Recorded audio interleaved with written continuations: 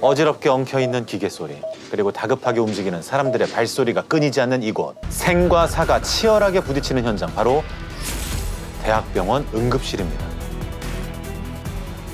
자, 2018년 10월 21일 정오 무렵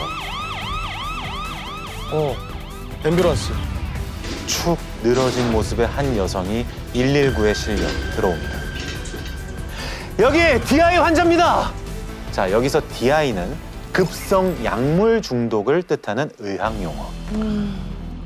자, 응급실에 실려온 여성은 31살의 김 씨. 스스로 목숨을 끊으려다가 가까스로 구조됐대요.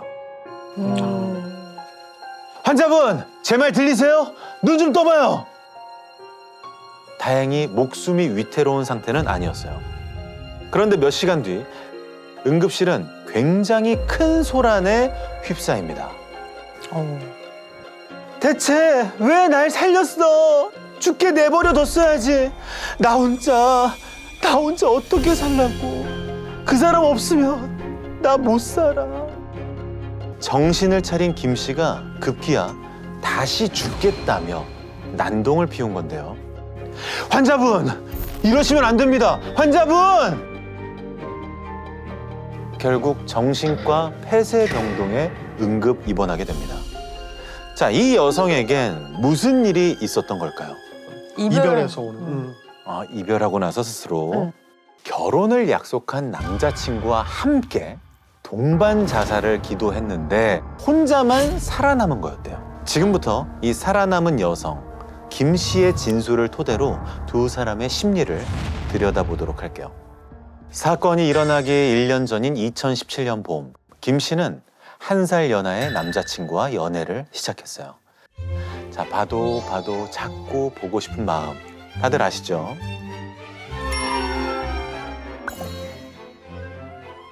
떨어져 있을 땐 틈만 나면 영상통화를 했고요. 서로의 얼굴을 바라보다 잠드는 날이 많았대요. 자기야, 언제까지나 내 옆에 있을 거지? 그럼, 만약에 내가 어딜 가게 되더라도 내 옆에 있어줄 거지? 응? 싫은데. 자기 나 안 따라오면 세상에서 가장 무서운 얼굴을 보게 될 거야. 무서움에 아주 오들오들 떨게 해줄 거야. 아이, 무서워라. 얼른 결혼해서 평생 껌딱지 해야지. 그야말로 콩깍지 제대로 씌워졌을 때잖아요. 자, 시간이 지날수록 서로에게 점점 더 깊이 빠진 두 사람은 아주 중대한 결심을 하게 됩니다. 너무 떨려. 자기 부모님이 나 마음에 안 들어 하시면 어떡하지? 걱정하지 마. 우리 부모님 분명 자기 마음에 들어 하실 거야. 첫 소개살이구나. 떨리는 마음을 부여잡고 부모님께 결혼 허락을 받으러 갔는데요. 다행히 너무 마음에 들어 하셨대요. 오. 자, 왜냐?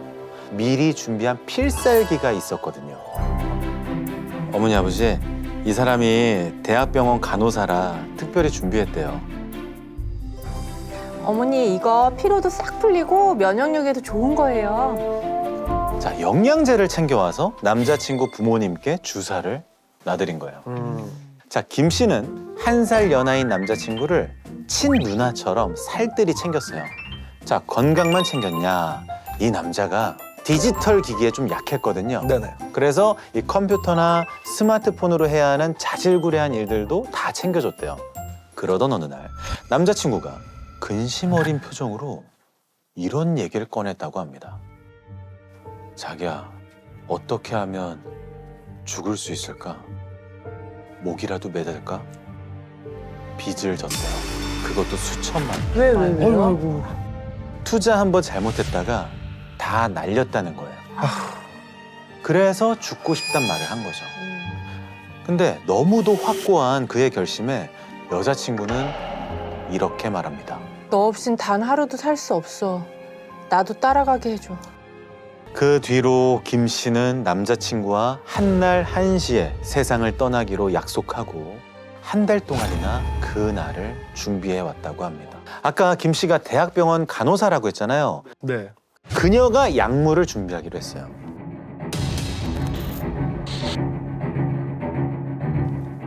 그리고 10월 20일 토요일 밤 모텔에 들어간 두 사람은 김 씨가 준비해온 링거를 설치하고 나란히 누워 약물을 투여합니다. 근데 눈을 떠보니 남자친구만 사망했더라는 거죠. 김 씨는 정신병원에 입원한 뒤에도 제대로 먹지도 자지도 못했대요. 혼자 살아남았다는 이 죄책감이 얼마나 컸겠어요. 자, 몇 주 동안 치료를 받고서야 겨우 퇴원을 하는데 병원을 나서던 김 씨 앞을 웬 남자들이 턱 막아섭니다. 경찰이다. 맞습니다. 형사들이었어요. 김땡땡 씨, 당신을 체포합니다. 변호사 선임할 수 있고 불리한 진술엔 대답 안 해도 됩니다. 자, 갑자기 김 씨가 체포된 이유, 그 이유는 형사님께 직접 들어보시죠. 네. 아이고. 안녕하세요. 도주에 우려가 있으니까 체포 영장을 이제 저희가 발부를 받아두고 있다가 그 병실 근처 또는 그 병실 앞에서 계속 24시간을 교대하면서 퇴원하는 피의자를 이제 체포를 한 거죠. 저희가 수사 초기부터 적용했던 거는 살인 혐의입니다. 자, 지금부터는 이 사건을 수사한 형사의 시선으로 사건을 돌아볼게요. 네. 네. 자, 형사들이 이 사건을 동반 자살이 아닌 살인 사건으로 의심하게 된 첫 번째 이유, 바로 사망한 남자친구의 가족들을 만나고 나서였다고 합니다. 실제로 그렇게 수천만 원 빚이 있었던 걸로 확인이 되었던 것 같고요. 그런데 이제 그게 개인 회생 결정을 피해자가 받고 일정한 금액 한 80만 원 정도로 기억을 하는데 그렇게 지속적으로 갚아 나가고 있었던 걸로 저희가 확인했었던 걸로 기억합니다. 예. 이미 3년 전부터 개인 회생 절차를 밟아왔고 절반 정도 상환한 상태였대요. 네. 자, 갑자기 문제가 될 상황이 아니란 거죠. 게다가 아버지의 회사를 물려받을 준비를 하고 있었거든요. 회사 운영에 필요한 자격증을 딴 게 사망하기 겨우 사흘 전이었다고 합니다. 아, 이상하다. 3일 전. 그렇죠. 아니 근데 그렇게 사랑하는 사이인데 예. 분명히 뭔가 동기가 있을 거 아니에요. 살인을 하기 위해서라면. 네네네. 근데 지금은 도저히 그 동기를 못 찾겠는데. 형사들도 그렇게 생각했대요. 그래서 두 사람의 주변 인물들을 조사했거든요. 그러다 뜻밖의 얘기를 듣게 됐다고 합니다. 그 여자친구분이 조금 이 남자친구를 대하는 데 있어서 조금 일상생활 여러 가지 면으로 좀 간섭이 많았던 것 같다.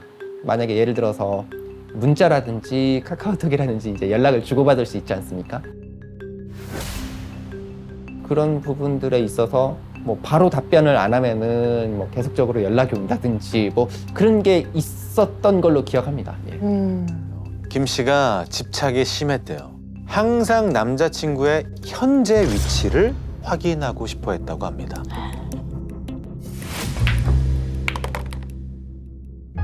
자기야, 나 당구 치러 왔어. 밥값 내기야. 친구는 잘 짜?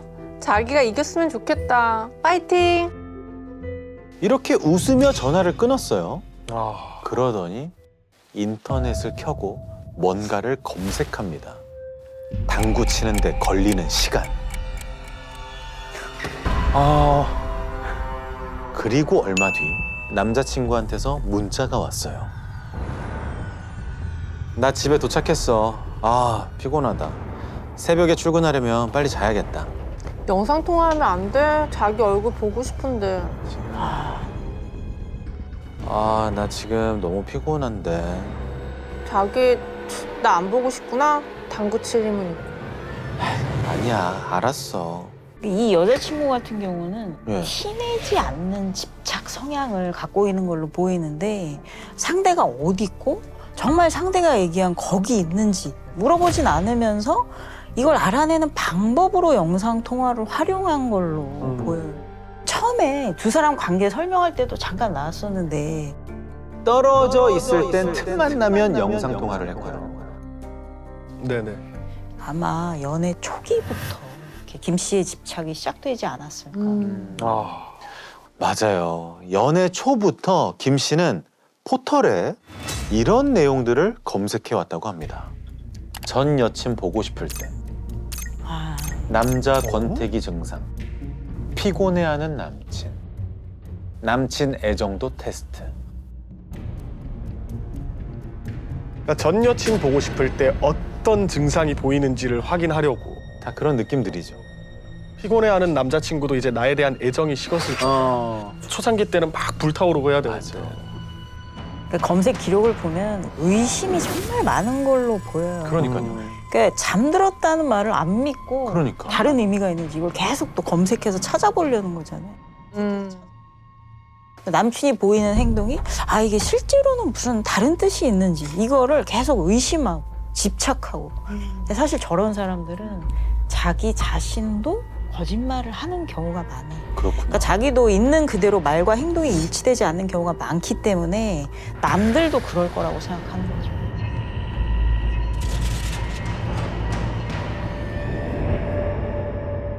아니 근데 어쩌다가 살인까지 저지르게 된 거예요?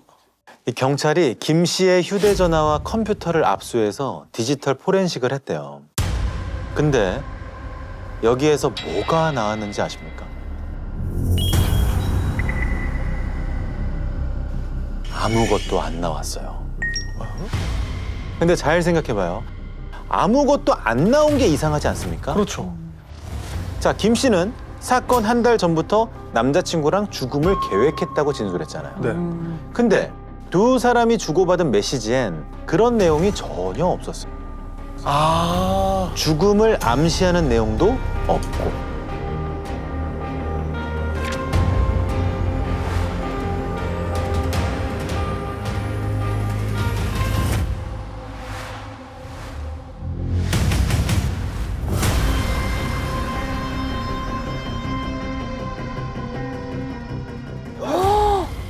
이상하지 않아요? 완전 이상. 네.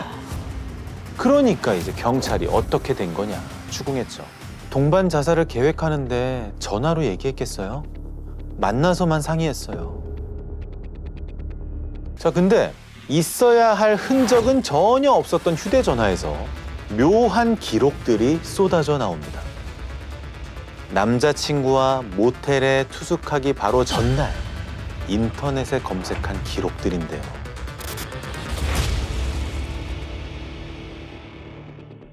남친이 13만 원 계좌 이체. 남친의 업소 출입 사실을 알게 돼. 자, 왜 저런 걸 검색했을까? 담당 검사는 이 검색의 의미를 이렇게 해석했다고 합니다.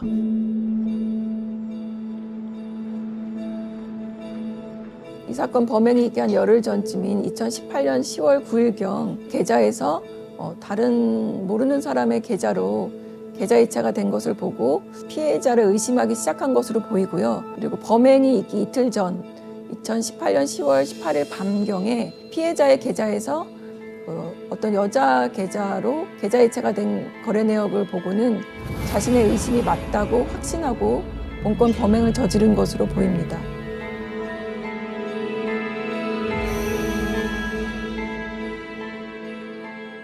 그때 같이 있던 지인한텐 이런 말도 했대요.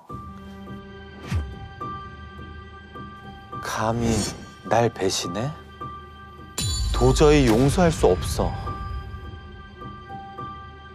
근데 아예 기정사실화 해버리는 그러니까요. 그러니까요. 물어보지도 않고. 네. 남자친구한테 물어보면 될 일인데. 그러니까 안 물어봤대요. 저도 이 점이 좀 의아했는데 교수님 이거 왜 안 물어봤을까요? 그러니까 앞선 일화들을 봤을 때 티나지 않게 집착을 하고 있었잖아요, 김 씨가. 근데 여기서 만약에 남자친구한테 직접 물어보면 아 내가 그동안 집착하고 있다는 거를 알게 되잖아요, 남자친구가. 그래서 혼자 속으로 의심을 더 키워가면서 집착이 더 심해지는 악순환이 되는 거죠. 근데 저는 여기서 주목해야 될 게 13만 원 계좌 이체가 된 사실을 김 씨가 실시간으로 확인했다고 그러니까요. 나왔잖아요. 자, 아까 남자친구가 디지털 기기에 좀 약하다고 얘기했었잖아요. 야, 미치겠다 진짜. 그런 부분을 챙겨주면서 주민번호나 계좌 비밀번호, 공인인증서 비밀번호까지 전부 알고 있었다고 합니다. 너무 무섭다. 계좌번호, 비밀번호뿐만 아니라 공인인증서 지금 비번까지 알고 있었다는 거는 금융 거래 내역을 파악한 걸 넘어서서 사생활, 동선 모든 거를 이제 알고 있었다는 의미잖아요. 남자친구가 개인 회생을 하는 중이었는데 신용카드를 쓸 수가 없으니까 계좌 내역으로 그의 사생활을 아마 대부분 파악했을 걸로 보여요. 이후에 김 씨의 집착이 더 심해졌을 거고 그래서 이제까지와는 달리 티가 났을 거예요. 자, 그래서였을까요? 그 무렵 남자친구는 친한 친구들에게 이런 얘기를 했다고 합니다. 야, 나 이번에 헤어지면 선 봐서 착한 여자랑 결혼할란다. 어느 정도 이별을 결심하고 있었군요. 지친 기색이 있죠. 그렇죠. 사실 김 씨가 하는 행동이 데이트 폭력의 일종이에요. 저걸 이제 행동 통제라고 해서 남의 일정, 옷차림, 그리고 만나는 친구들 모든 사생활 하나하나까지 간섭하면서 본인이 영향력을 발휘하려고 하는 거. 근데 이 행동 통제가 신체적, 정서적, 성적 데이트 폭력의 전조 증상이 되기도 하거든요. 네네.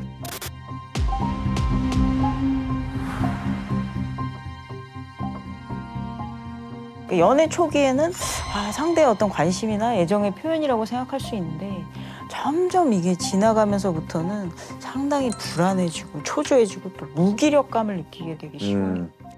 자, 사건 당일 남자친구를 만나기 직전까지 김 씨가 집중적으로 검색한 게 있어요. 죽음, 유서, 뇌사, 그리고 부검으로 주사 쇼크를 알 수 있나요? 그리고 미리 준비해온 약물을 링거로 연결해 남자친구와 자신의 팔 정맥에 꽂았어요. 이 약이 뭐였냐? 프로포폴, 리도카인, 디클로페낙. 자, 다들 프로포폴은 뭔지 아시죠? 네, 그럼. 리도카인은 부분 마취할 때 쓰이는 국소 마취제고요. 디클로페낙은 뭘까요? 수면제인가? 힌트를 하나 드리자면 우리가 평소 흔히 쓰는 진통제예요. 바로 파스죠. 아, 파스. 네, 파스에 들어있는 성분이 바로 디클로페낙, 소염 진통제예요.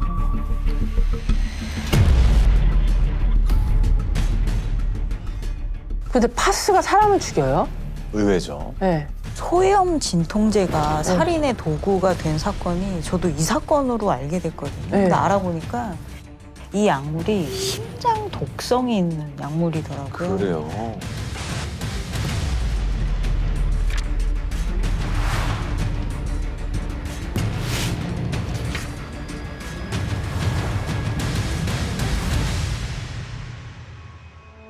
그 치료 농도의 최소치보다 400배 이상 주입을 한 거예요.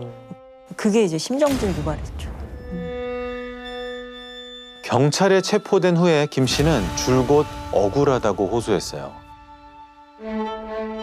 제가 남자친구를 죽일 거였으면 똑같은 약물을 제 몸에도 주사했겠어요? 실제로 김 씨의 몸에선 사망한 남자친구와 같은 약 성분들이 발견됐어요. 근데 어떻게 똑같은 형분인데 한 사람은 죽고 한 사람은 살지? 그 양의 차이 아닐까요? 투여양. 맞습니다. 찬원 씨의 말씀처럼 농도가 달랐죠. 그럼. 김 씨 몸에서 검출된 양은 치료약 정도의 농도였거든요. 김 씨는 프로포폴 부작용 때문에 잠든 사이 경련이 일어나서 주사 바늘이 빠진 것 같다고 했어요.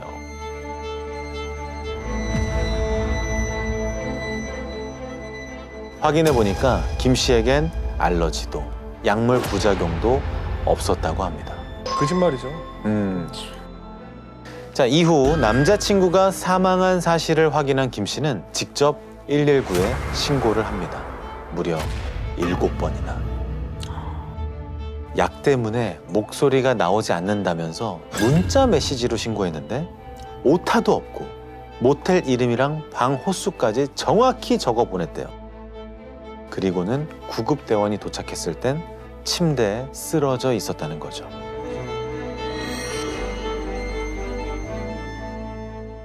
수사 과정에선 또 다른 새로운 사실도 드러났습니다. 대학 병원의 간호사는 아니었던 걸로 확인했. 했었어요. 간호사가 아니고 간호조무사로 저희가 확인을 했었었고요. 그 피의자가 사실 다른 동거를 하는 남성이 있었고 4, 5년? 5, 6년 정도 계속 했었던 걸로 제가 지금 기억을 하고 있습니다. 그 상황에서 이제 피해자분을 다시 따로 만나면서 또 연애를 하고 했던 그렇게 저희가 확인을 했었습니다. 근데 아까 김 씨의 집착이 걷잡을 수 없게 커진 결정적 계기가 뭐라고 했죠? 그 계좌이체. 13만 원 계좌이체. 맞아요.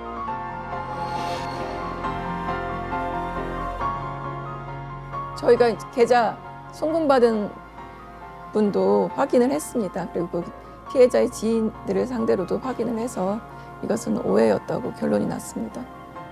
피해자가 그 계좌이체를 한 것은 지인들과 더치페이를 하기 위해서 송금한 것으로 밝혀졌습니다. 아 진짜 너무 억울한 죽음이다. 아니 한 번이라도 물어봤으면은 이렇게까지 안 됐어. 왜 안 물어보는 심리는 뭐예요? 자기는 동거남도 있으면서 자기 직업도 거짓말을 했고, 그러니까 자기가 원하는 이상적인 상을 계속 보여주고 싶은데, 그러면 자기가 의심하는 거를 계속 물어보면 자기는 이 완벽한 여자친구 상을 유지할 수 없다고 생각한 거예요. 자, 김 씨는 마지막까지 자신의 죄를 인정하거나 뉘우치지 않았다고 합니다. 법정에 서서 이렇게 최후 진술을 했대요. 살인이라는 누명이 씌워져 죽고 싶은 마음입니다. 먼저 떠난 남자친구에게 빨리 가고 싶습니다. 하지만 다시 살아갈 기회를 주신다면 모든 시간을 소중하게 여기며 살겠습니다.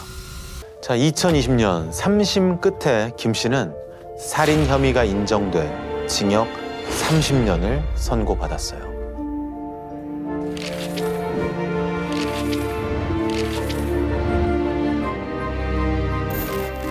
자기야 언제까지나 내 옆에 있을 거지? 얼른 결혼해서 평생 껌딱지 해야지. 피해자가 했던 말 중에 피고인에게 너 닮은 딸을 낳고 싶다는 말도 했었습니다.